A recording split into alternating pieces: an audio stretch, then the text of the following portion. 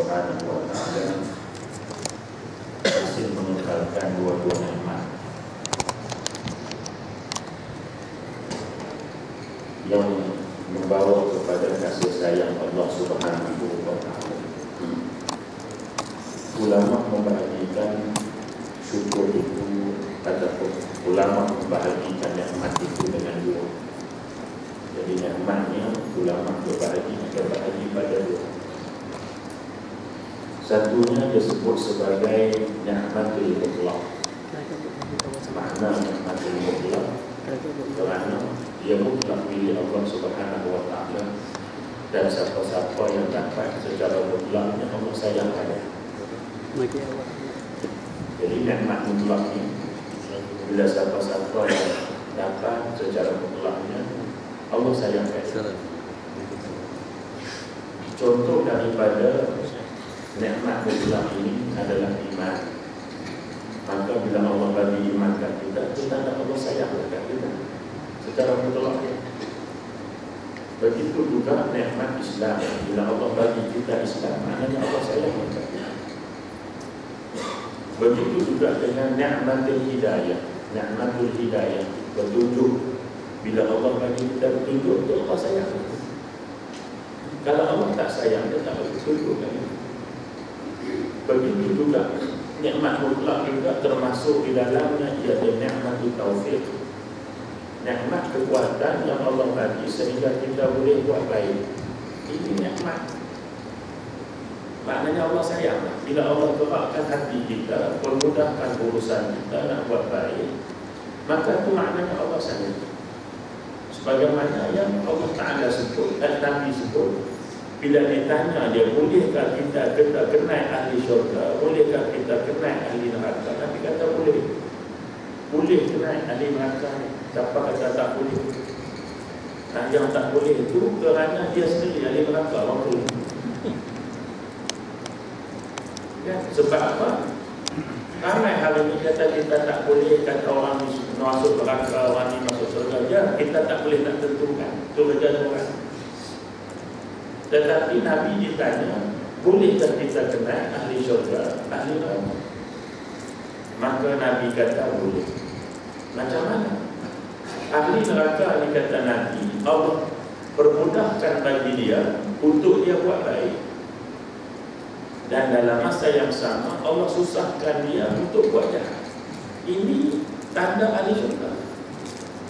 Bila dia boleh dua ni, ahli syurga. Ujung nanti Allah Ta'ala tahu.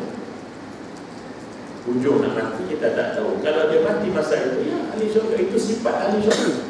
Ujung Allah nak masuk ke neraka, berubah sikap tu bak lain. Tapi ahli syurga ni sifat.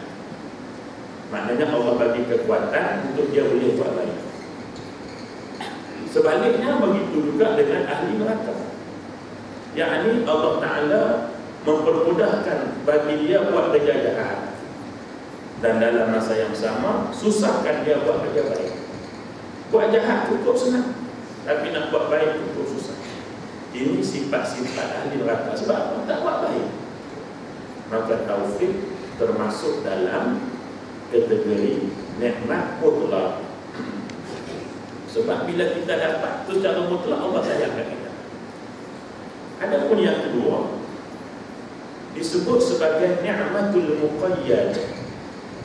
Nikmat muqayyad. Muqayyad ni ialah yang berkait.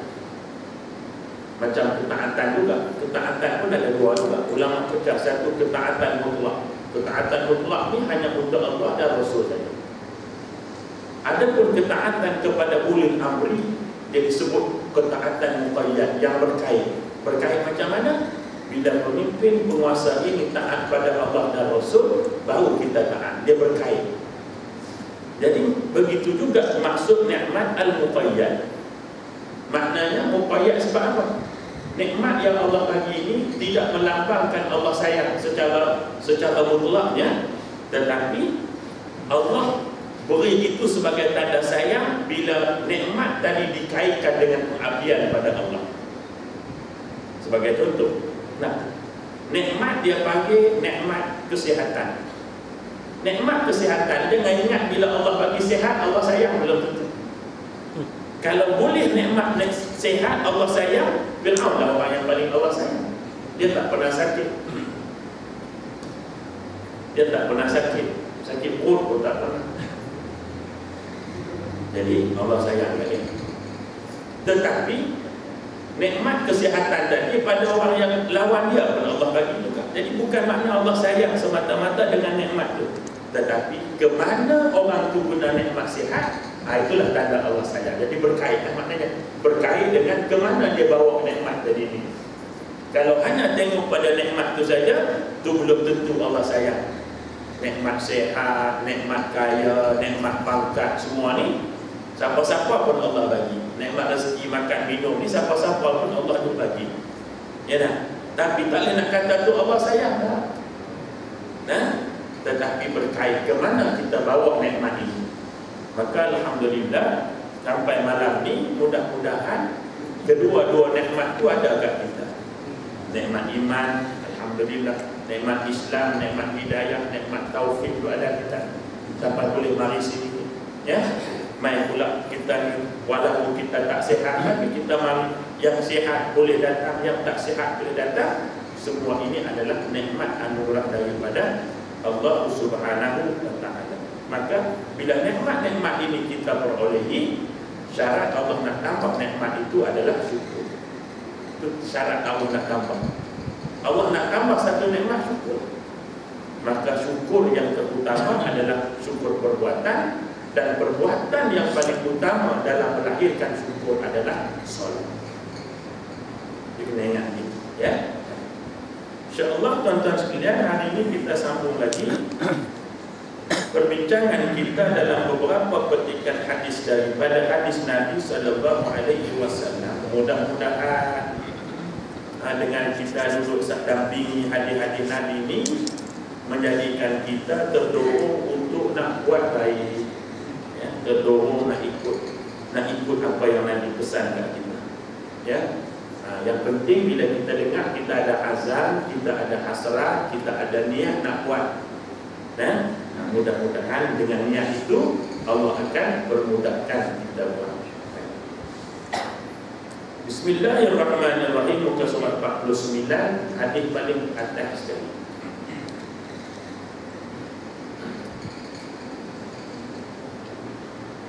I'budur Rahman wa at'imut ta'am wafshulis salam tadkhulul jannata bisalam.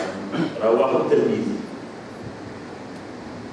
Daripada Abu Hurairah radhiyallahu anhu, Nabi sallallahu alaihi wasallam bersabda, I'budur Rahman, hendaklah kamu menyembah akan Allah yang bersifat pengasih.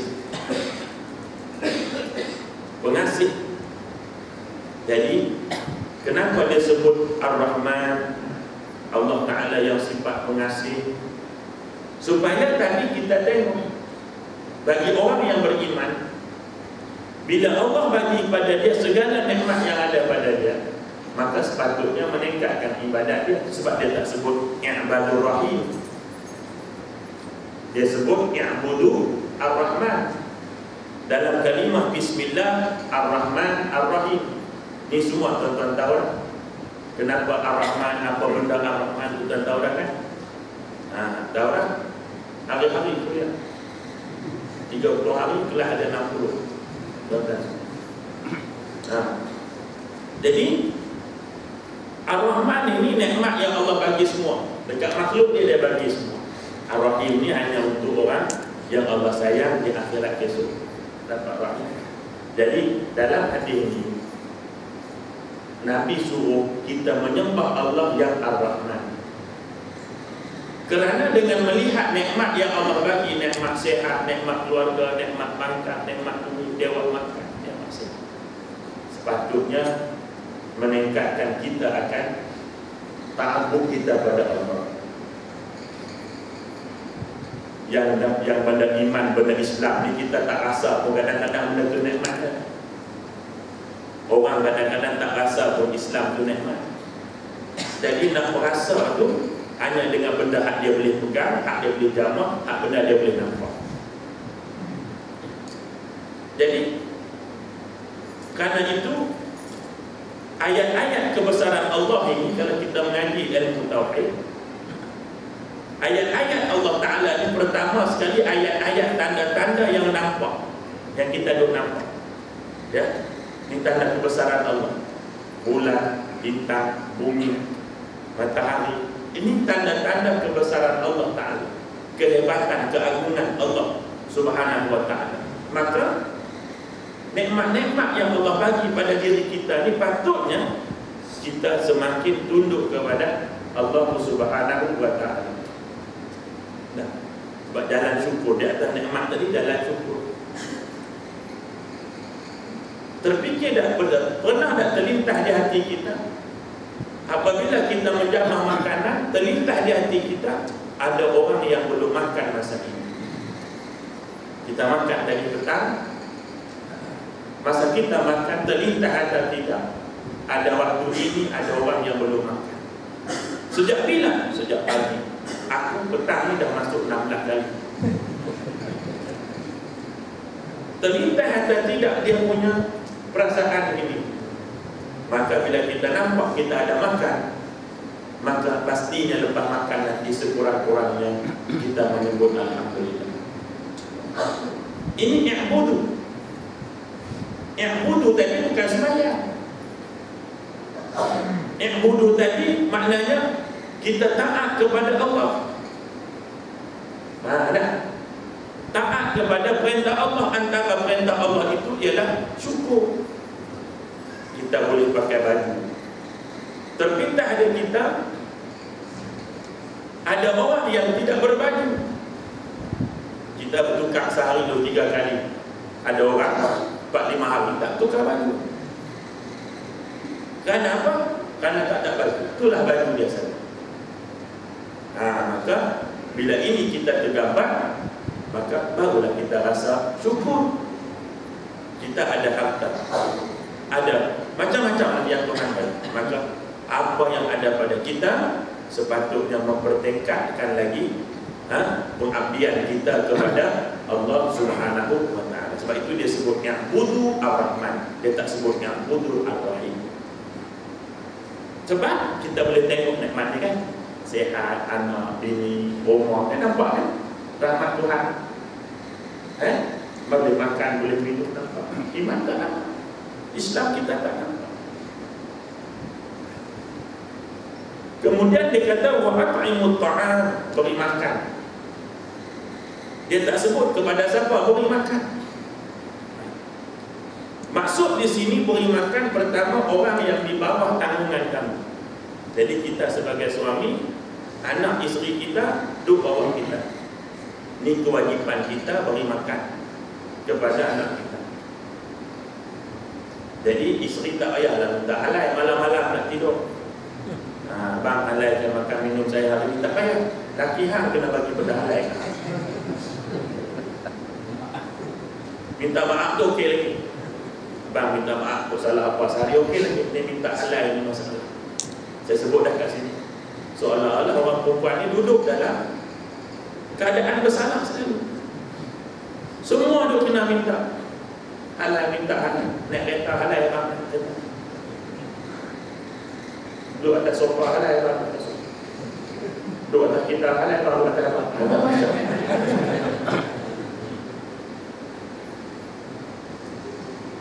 Jadi dah tak perlu halal-halal tak perlu.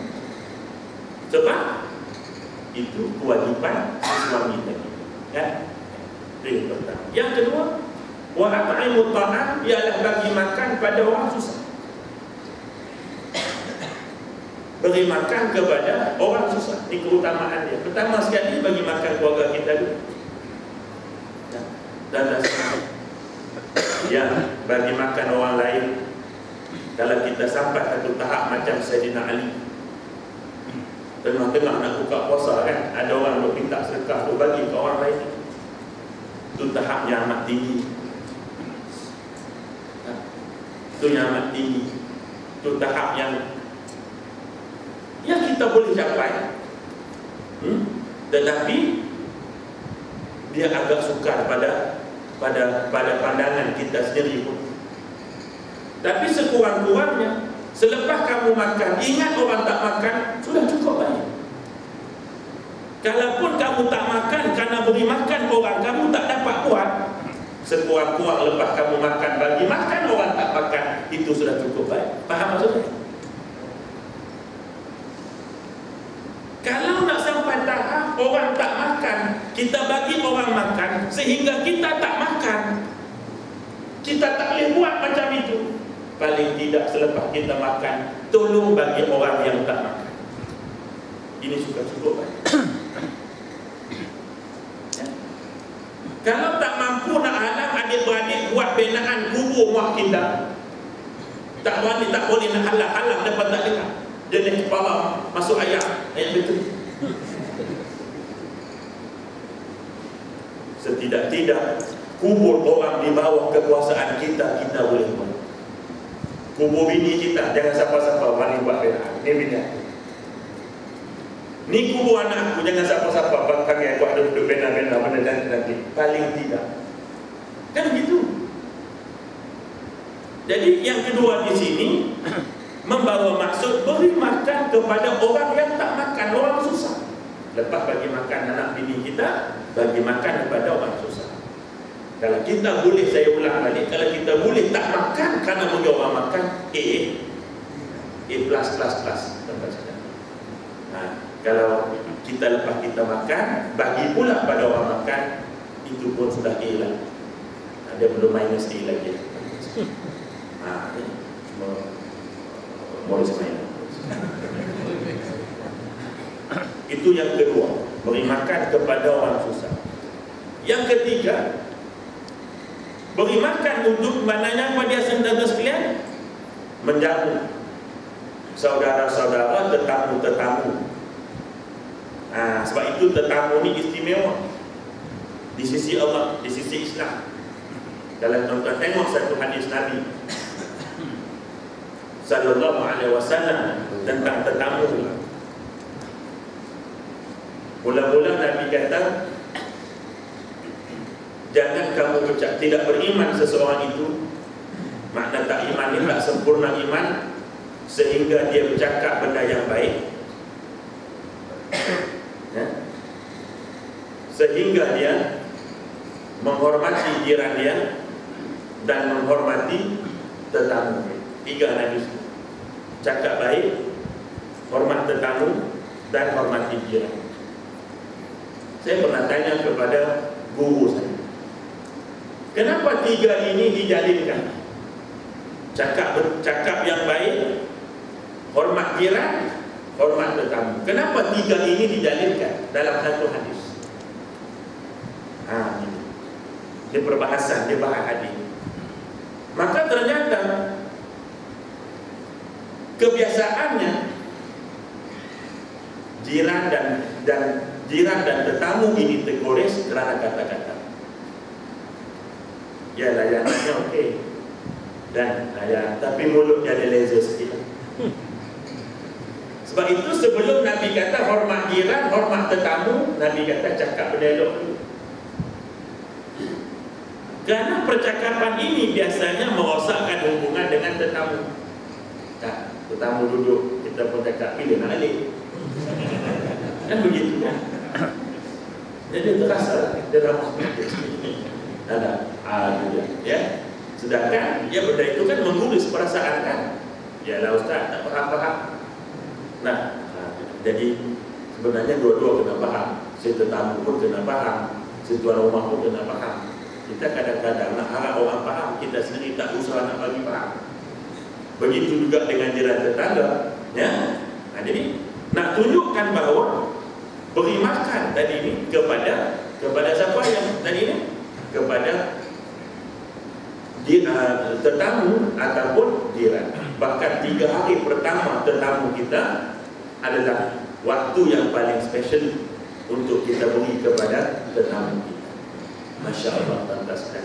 Sehingga Nabi kata, selagi mana tetamu itu duduk di rumah kamu, selagi itu malaikat rahmat akan bersama kamu dan mendoakan untuk kamu dan seluruhnya. Masya Allah. Banyak perbuatan yang mengundang rahmat Tuhan. Satu hadis daripada daripada Aisyah radhiyallahu anha.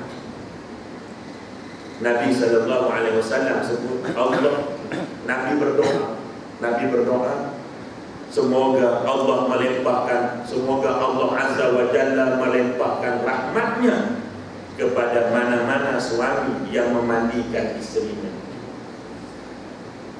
Timbul persoalan, kenapa diletakkan suami mandikan isteri? Kenapa tak letak isteri mandikan suami? Cuma kau fikir.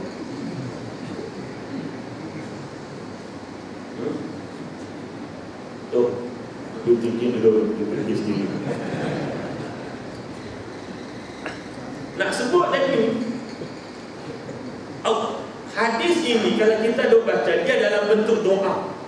Dia bukan Nabi kata Allah merahmati akan Nabi kata mudah-mudahan Allah melimpahkan rahmatnya. Ini kan bentuk doa ini.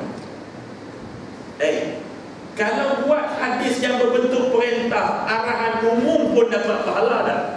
Bayangkan kalau dia berbentuk doa. Kan? Ini boleh buat ni. Dia tak kira mudah buat, boleh buat.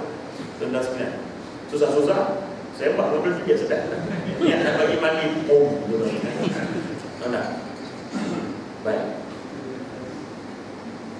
Kerana apa? Dia menyebut di sini tentang suami yang memandikan isteri. Pertama kata ulama, susahnya si suami nak mandikan isteri. Susah. Ini maknanya memberi mandi, bukan menjadikan isteri kena mandi, bukan. Memandi, faham ya? Dia kata bahasa menjaga dua. Itu menjadikan isteri kita mandi itu memang hari-hari. Tuan-tuan sekalian, ya faham ya? Ini maksudnya kita tu bagi mandi. Saya takut hangpan salah faham. Dia zaman ni zaman salah faham, tuan-tuan sekalian. Ada. Macam Indra kena ubud bunuh kan, tuan-tuan sekalian. Lepas dia sigur mayu dalam hidung ni, tuan-tuan sekalian.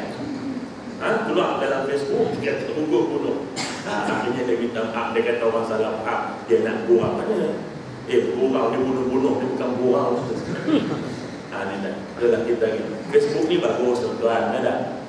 Tapi betul lah, sebenarnya Facebook ni satu perkara yang silap hari bulan dia jadi fitnah yang amat besar, tuan-tuan sekalian. Ada. Nak Facebook lah buat benda manfaat. Tak payah duduk masuk Facebook semua orang baca I miss my husband. Apa benda? Apa benda? Semua orang baca nak cerita you miss you punya hubby. Masya-Allah. Gede sangat. Itu kan personal kita. Nah, Masya-Allah, tuan-tuan. Jadi inilah benda teknologi ini kadang-kadang secara tak sedar menelanjangkan kita.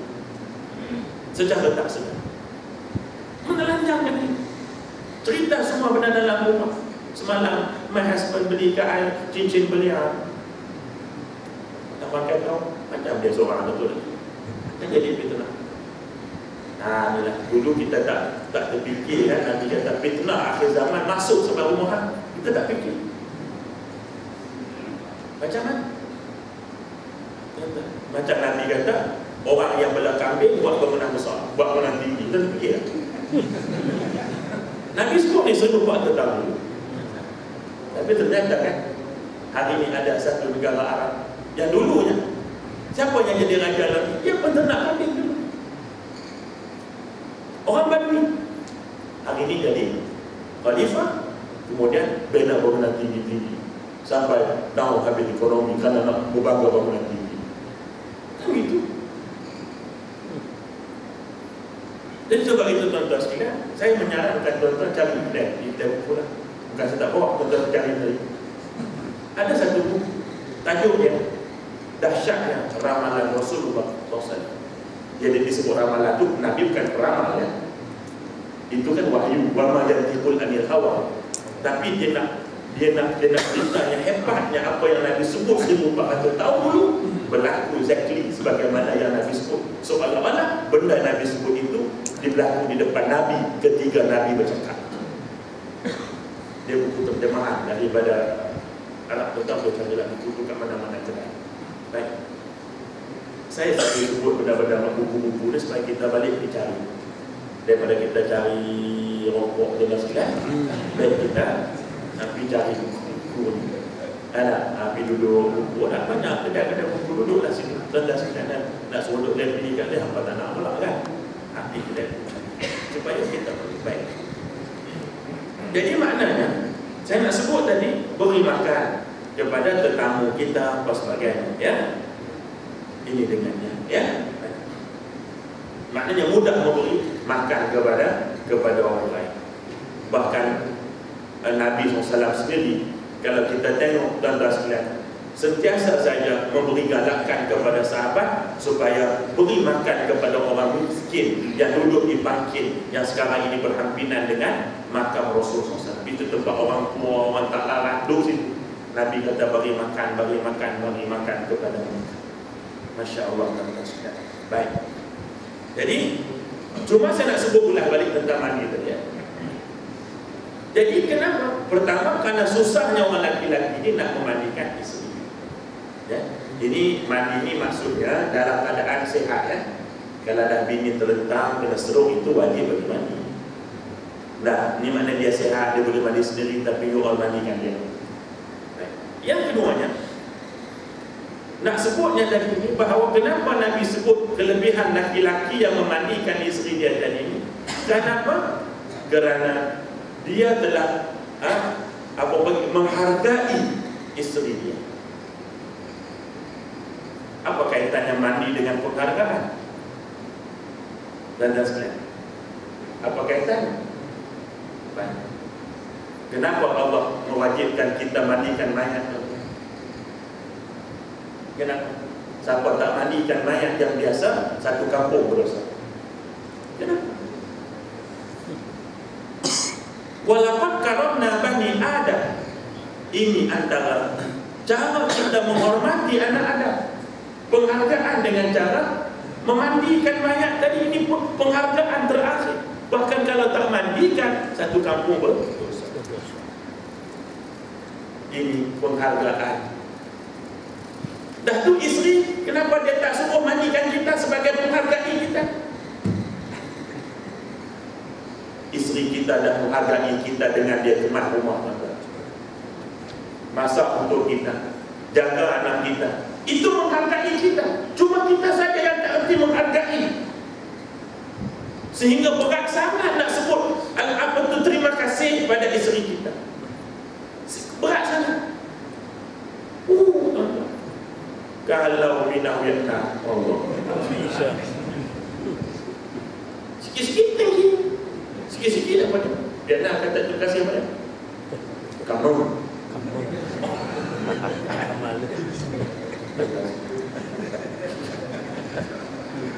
Tak payahlah lah yang itu jauh sangat cakap Vietnam tu susah sangat. Ya, tuan-tuan sekalian. Berapa kali kita ucapkan terima kasih bila dia hidang ayat kat kita? Berat sangat. Jadi betul-betul sebagai menghargai isteri kita, apa kita buat? Nabi kata bagi mandi. Masya Allah. Ada. Dia tak suruh pula sebab isteri dah menghargai kita dah. Siapa yang patut kemas rumah? Bini kita. Bahkan Nabi SAW sendiri mengatakan, ya, apa dia? Aisyah kata, aku selalu menyisir rambut Nabi. Menyisir rambut Nabi. Kita maksud menyisir rambut Nabi ini, tuan-tuan, sama ada ulama bahas, sama ada Nabi meminta ataupun Aisyah secara volunteernya minta menyikat rambut Nabi. Kata ulama hadis, dua-dua pula boleh saja, dia kata. Aisyah sebagai sifatnya yang manja, dia selalu nak sikat rambut Rasulullah. Dan Nabi dengan sifat kemanjaan itu sering minta untuk disikatkan. Ya, apa salah? Isteri untuk nak sikat rambut kita agak susah. Dia agak malu. Tapi kalau kita yang minta, Masya Allah, saya yakin tak ada isteri yang akan menolak. Saya yakin. Dan tapi kenapa suami tak nak minta? bini dia pun tak sikat. Rambut hang pun tak sikat, takkan aku nak minta sikat aku. Rambut hang pun dia takkan aku simpan. Maknanya isteri tadi tidak menjaga penampilan di rumah, sebab tu laki dia tak minta dia sikat. Tak, sekali dia jawab saja, apa dengan ada rambut saya pun tak sikat awak. Apa banyak? Nah, ini dari sudut pendapatnya kan. Jadi yang keduanya, kenapa laki-laki tadi disuruh memandikannya itu? Kenapa? Kerana sebagai tanda penghargaan. Walaupun tidak sebagaimana mandi jenazah yang wajib hukumnya tadi itu, tetapi mandi itu kerana penghargaan terakhir sebelum kita hantar saudara kita ini bertemu dengan Allah dalam keadaan dibersihkan tubuh badan. Masya Allah. Jadi kita cuba bagi mandi isteri kita ini biasa ya. Baik, jadi kita sambung balik di sini ya, supaya memberi makan kepada tetamu dan juga apa panggil jiran-jiran kita ya, termasuknya. Baik. Yang kedua, yang ketiga, wafshus salam. Maknanya apa dia? Iaitulah hamburkan salam. Hamburkan salam ni mentebarkan salam. Selalu bagi salam. Lupa orang bagi salam, lupa orang bagi salam. Tak, memang orang Melayu ni dia susah sikit. Dia bukan satu budaya. Dia nak bagi salam tu tak tahulah. Sama ada dia berasa malu ataupun takut orang pelik. Wallahualam. Kadang-kadang saya sendiri pun ada dia punya perasaan dia nak bagi salam ke orang tak ketahuan sakit, takut orang duk kata. Nah, itulah keberjayaan syaitan. Dan untuk apa? Untuk menghasut kita. Syaitan ni dia sebut dalam Quran dalam surah An-Nisa. Syaitan ni kata, aku pasti akan menyesatkan mereka. Anak Adam ni semua dia sesat. Hatta orang kafir pun sama. Contohnya orang kafir ni nak sembelih binatang untuk Tuhannya. Dia suruh dia kata sembelih. Dia kata apa panggil? Toreh telinga. Padahal sembelih untuk binatang untuk Tuhan tu salah. Tiba-tiba hang pula patutnya tidak nak sembelih ke Tuhan. Kalau hang anggap Tuhan kena sembah yang terbaik, tapi dia suruh potong telinga dulu. Dalam hukum Islam pun korban lembu yang terpotong telinga tidak boleh dibuat korban. Itu kemungkinan tak berlaku lah. Tapi kaki patah. Kaki patah masa bila? Masa apa nak tumbangkan dia. Orang putih tengok, tuan-tuan sekalian, tengok orang Melayu tumbang lembu, dia takut. Cakap betul. 7 orang tumbangkan lembu seorang. Tuan-tuan, kasar macam lembu pun, tuan-tuan, sila hari bulan mati sebab tumbang. Baik. Tengah-tengah tu tarik lembu tadi ni, nak bagi tumbang, patah kaki. Maknanya dia menjadi cacat sebelum barang kena kat lekuk. Maknanya lembu ini tidak sah dibuat korban. Kalau buat juga dia tak jadi korban, dia jadi sembelih biasa. Sebab tu jaga-jaga nak bagi tumbang ke lembu. Dulu saya tak erti tumbang ke lembu ni, memang macam apa kat lah. Masuk khusus menumbangkan lembu. Apa gelap kat tu? Tapi khusus dekat Perak Berselian, dia ni ada 200 hektar tanah lembu. Saya tengok licin dia punya apa tu semen. Saya kata ni apa? Ni cara kita nak tumbang lembu bagi senang Ustaz seorang tak boleh tengok. Tu ayat dia tumbang. Dia licin sendiri. Ikat satu kaki. Kita ikat 4 kaki. Dengan kaki kita tak tumbang juga dalam kita tumbang. Tenang dia. Ada satu tu meninggal tu tenang dia lembu. Masya Allah. Lembu tak korban, dia sudah korban. Jadi menyebarkan salam ini kadang-kadang ya keberjayaan kita, syaitan tadi nak bagi kita malu. Kadang-kadang tuan-tuan sekalian ya, susah kita untuk nak bagi salam. Sebab itu Nabi kata, sebarkan salam, perbanyakkan salam, banyakkan orang bagi salam, biar boleh bagi salam. Bahkan tuan-tuan sekalian, bila menyentuh bab salam ini, di sana kan ada satu kisah yang Jibril datang jumpa Nabi kan? Tanya iman, tanya Islam, tanya ihsan dia. Jadi saya tak ingat siapa itu, pandangan ulama hadis. Dia kata, dalam apapun perlakuan kamu mesti melakukan yang lebih baik, kan gitu kan? Jadi kalau orang bagi salam, assalamualaikum, tak nama ihsan kalau kamu menjawab Waalaikumsalam saja. Tak nama ihsan. Kamu dinamakan ihsan dalam menjawab salam bila kamu jawab lebih daripada apa yang dia cakap. Begitu juga dalam pembayaran hutang. Dalam pembayaran hutang, Nabi memuji orang yang membayar lebih daripada apa yang dia pinjam. Ini pinjam yang tidak berkala lah. Pinjam bank tu memang lebih semua bayar. Dia pinjam biasa-biasa. Pinjam bank tu mana ada borang tu sikit-sikit lebih punya macam-macam. Sebab cat lah apa benda lagi. Terus sekilas gajah 5, 7 apa sebagainya. Tapi hak kita pinjam tu besar-besar ni. Nabi memuji orang yang bila dia bayar balik lebih daripada apa yang dia pinjam. Nabi puji dia. Bukan senang Nabi nak puji tu. Amalan-amalan ada Nabi suruh tapi Nabi tak puji, dia suruh. Tapi ini dia puji, maknanya dia suruh buat, dan bila orang yang buat dia mampu, dia itu pula dipuji oleh Nabi SAW. Contoh kita pinjam kawan 100 kan. Dah pun 20 hari malam-malam ni pun nak tertinggal duit kan, nak beli roti, bini telefon beli roti dan kita tak ada duit, kita pinjam 20 ringgit, esok bayarlah. Masa bayar itu kita bayar 22 ringgit kan. Baik maka ini lebih ni tak apalah. Sebab apa? Mencari pujian daripada Nabi. Pinjam kereta kawan, tengok kawan tu, tengok pinjam kereta tu, minyak tengah jalan, tengok half tank tu, masa pulang bagilah penuh. Nah, ini betul-betul bagi half tank. Padahal kaya dia haus. Ini dia mana? Yang hitam dia dah mungkin dah sejak, dah tuan-tuan sekalian, kita bawa jauh, pergi hantar betul-betul half tank tu. Apa punya kedekut dah dibagi. Dia tak nampak. Cuba kita fikir, kalau dia tak bagi kereta, urusan kita tak selesai. Kenapa nak berkira sangat?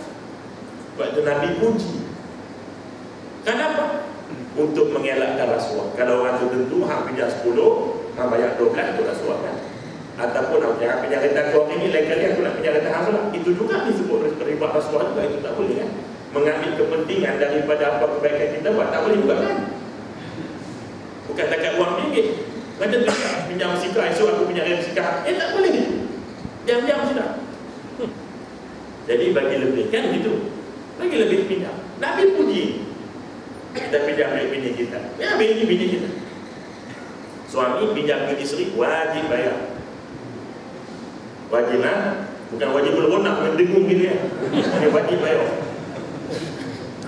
Wajib dengung tu gaji Quran, okey. Baik. Hampa pinjam kat bini apa? Bini apa kerja kan? Hampa tak ada duit nak beli perempuan.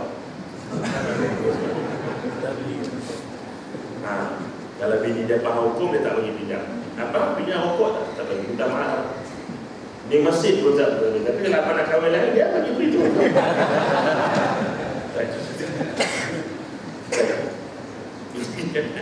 Jadi bila kita pinjam duit bini kita, wajib bayar. Wajib bayar, jangan culah-culah. Betul-betul. Nah, wajib bayar. Kalau mati bini tak halal, sendiri kau tanggung lah. Walaupun dari kau hitam berkilat, sujud, beralih boleh duduk depan belakang, punya kuat rokok, hutang bini tak bayar, you fikir loan, betul-betul. You fikir sendiri. Baik. Jadi kena bayar. Jadi masa nak bayar tu bayar lebih lah. Nah, 75 tahun tak bayar hutang. Dekat dah getah nak mati baru bayar. Bini tak minta pun, bayar kan? Sudah 120 kan, 150. Allah puji.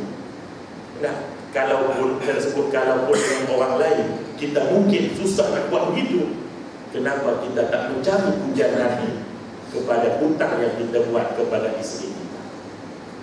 Orang lain tu kuasa rugi kan. Ya bini kita kan, kita bayar 150 kan, besok kan minta balik 50 kan. Kita hutang satu ya bini kita bayar tak apa, bayar lebih ni, lebih bang 50 kan, kalau dia mau bayar lebih besok buat 50.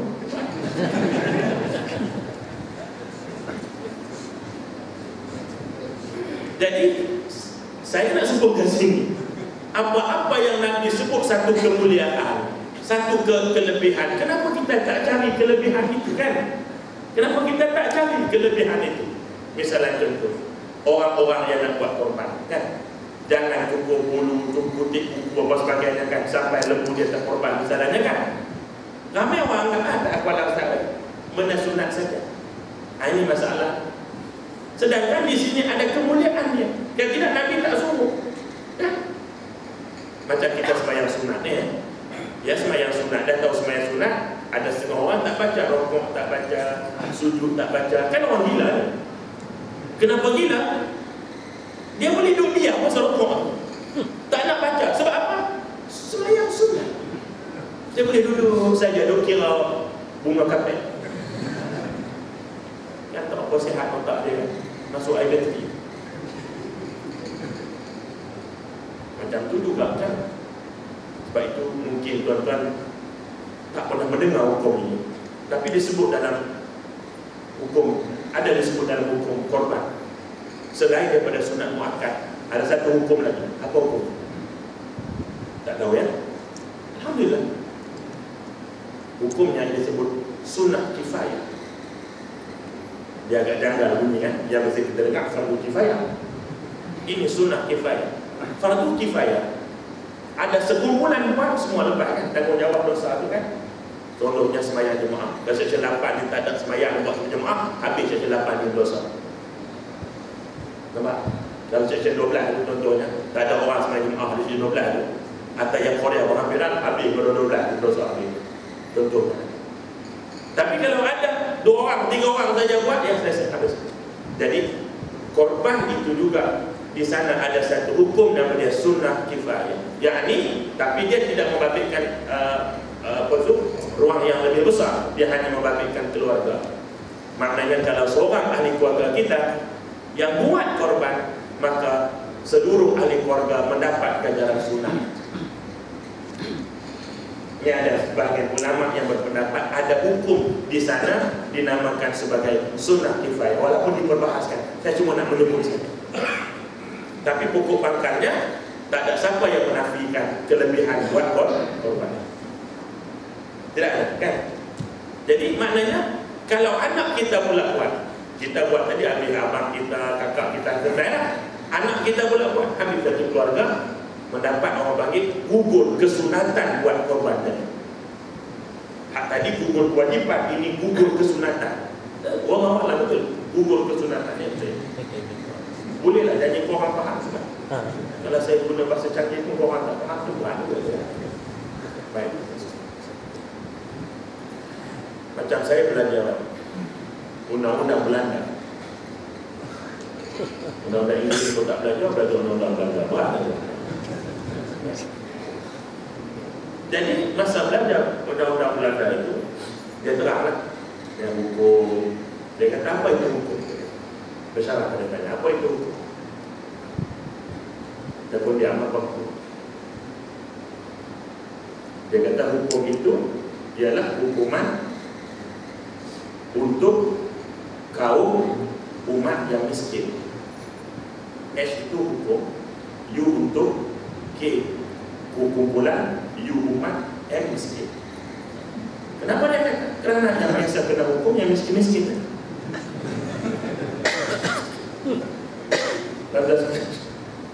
Ya, itu miskin kan? Jadi bermakna saya nak sebut bahawa menyebarkan salam menyebarkan salam saja satu tuntutan. Jadi kita sebarkan salam, biasakan paling-paling tidak pun pada lingkungan yang kita mampu buat. Apa dia? Masuk rumah, keluar rumah, dan sekalian. Isteri kita hantar dekat pintu nak keluar kan, kita kata assalamualaikum ya, paling tidak pun Kan gitu kan? Jadi kalau tak boleh buat semua, jangan tinggal semua ya. InsyaAllah. Sudah dekat ya. Tak lama-lama tuan-tuan. Baik. Maka disuruh hamburkan salam, yakni tebarkan salam, bahkan menyebarkan salam. Ini adalah hadis yang lain. Nabi menyebut hak Muslim, seorang Muslim dengan Muslim yang lain. Kan Nabi sebutkan, setiap orang Islam itu dia ada hak kepada orang Islam yang lain. Antaranya ialah menebarkan salam. Selain pada ziarah dia sakit, ya, ziarah kematian dia dan sebagainya, maka di sana juga ada menebarkan salam. Ini hak Muslim dengan Muslim. Kenapa? Salam itu adalah doa kan? Nabi sendiri pun suruh, bila kamu bertemu dengan seseorang, maka bila kamu nak berpisah, kata Nabi, mohonlah dia agar mendoakan kamu, kerana kamu tidak tahu daripada mulut siapa doanya akan dimakbulkan oleh Allah. Orang Arab biasa macam ni. Orang Melayu jarang. Orang Arab bila dia nak jumpa, dia nak pisah je, dia kata ud'uni, doakan kepadaku kebaikan. Ini orang Arab biasa sebut. Orang Melayu lain. Orang Melayu al-qalbu. Ya, al-qalbu. Kalau dia tak baik, qalu inna lillahi wa inna ilaihi raji'un.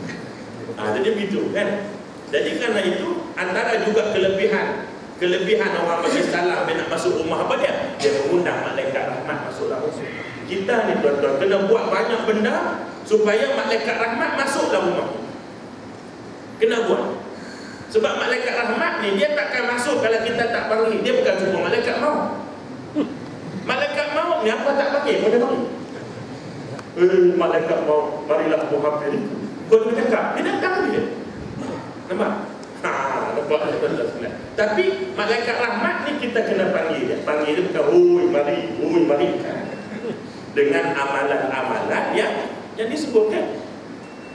Sembahyang sunat kan dalam rumah, baca Quran kan gitu kan. Beri salam ketika nak masuk. Ini kan semua perkara yang mengundang malaikat rahmat masuk dalam rumah kita. Inilah yang kita nak buat supaya kita tebarkan salam. Hasil daripada 3 perkara ini apa dia?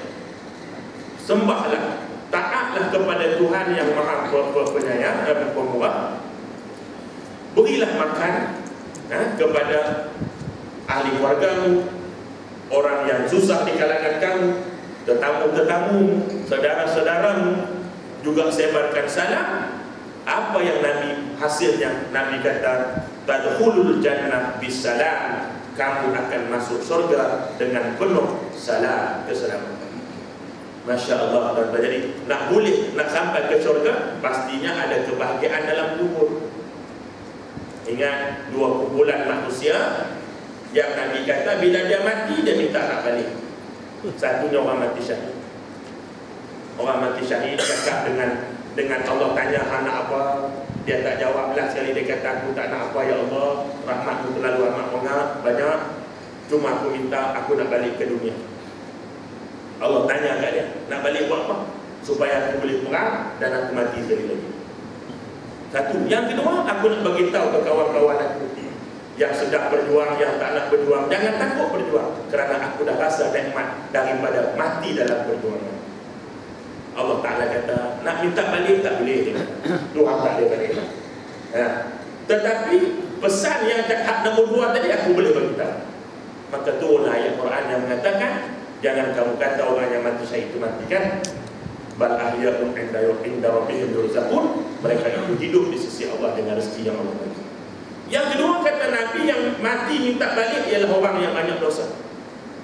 Dah mati minta dengan malaikat. Allah tak pandang dia. Allah tak pandang dia. Tapi dia ikut malaikat. Dia ingat malaikat itu kroni Allah kan. Malaikat bukan kroni Allah. Malaikat itu adalah hamba Allah. Kalau kroni boleh jadi-jadi. Tentu sekalian. Mana? Malaikat pun takut dengan Allah. Nampak? Malaikat tanya, orang mati, ya, malaikat aku nak balik.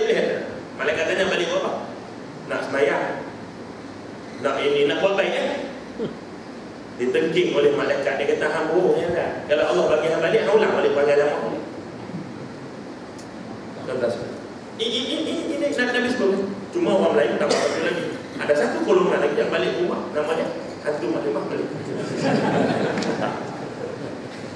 Jadi mudah-mudahan kalau kita nak balik ke dunia pun biarlah macam hak pertama, bukan hak kedua, yang bukan hanya tak boleh dilayan oleh Allah, tak boleh balik, bahkan diherdik oleh malaikat Allah Subhanahu wa Ta'ala. Dia takat itu dulu tuan-tuan sekalian untuk pertemuan kita pada malam ini. Mudah-mudahan ada manfaat yang di sisi Allah Subhanahu wa Ta'ala. Jadi yang baik daripada Allah, yang tidak kelemahan dari itu sendiri.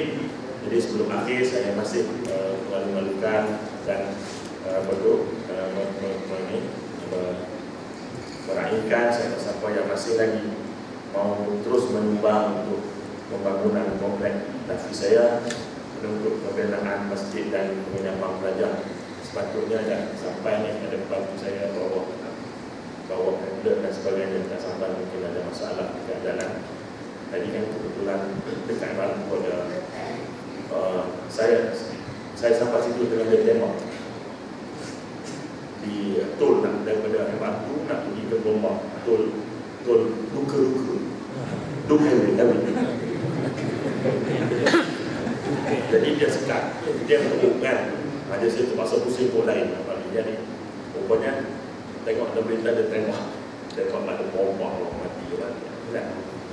Jadi dia sebab dia tak sampai. Jadi apa-apa pun kita doa kepada Allah supaya kita diselamatkan daripada segala keadaan. Aku berkata hadza wa astaghfirullahalazim wa lakum. Wassalamualaikum warahmatullahi wabarakatuh. A'udzubillahi minasyaitonir rajim. Bismillahirrahmanirrahim. Alhamdulillahirabbil alamin. Wassalatu wassalamu ala rasulil amin sayyidina Muhammadin wa ala alihi washabbihi ajma'in. Allahumma inna na'udzubika min ilmin la yanfa' wa min qalbin la yakhsha' wa min 'amalin la yanfa' wa min du'ain la yustajab lah. Ya Allah ya Tuhan kami dan kami tidak berjauh dengan manfaat amal yang tidak kau angkat dan amal yang tidak kau terima ya Arhamar Rahimin. Allahumma jama'na hadza dengan maghfurah wa kafaratan ba'di kafaratan maksumah. Ya Allah ini bulan kami pada malam ini bermohon maaf bagi berpisah selepas ini, berpisah di bawah keampunan rahmat-Mu ya Arhamar Rahimin. Ya Allah ya Tuhan kami kau ampuni dosa-dosa kami yang banyak ini ya Allah. Dosa kedua bapa kami ya Allah, dosa anak kami ya Allah, dosa suami-suami kami ya Allah, dosa istri kami ya Allah, dosa seluruh orang beriman di kalangan kami sama ada yang masih hidup dan belum menghadapi ya Allah. Amin. Rabbana atina fid dunya hasanah wa fil akhirati hasanah wa qina adzabannar.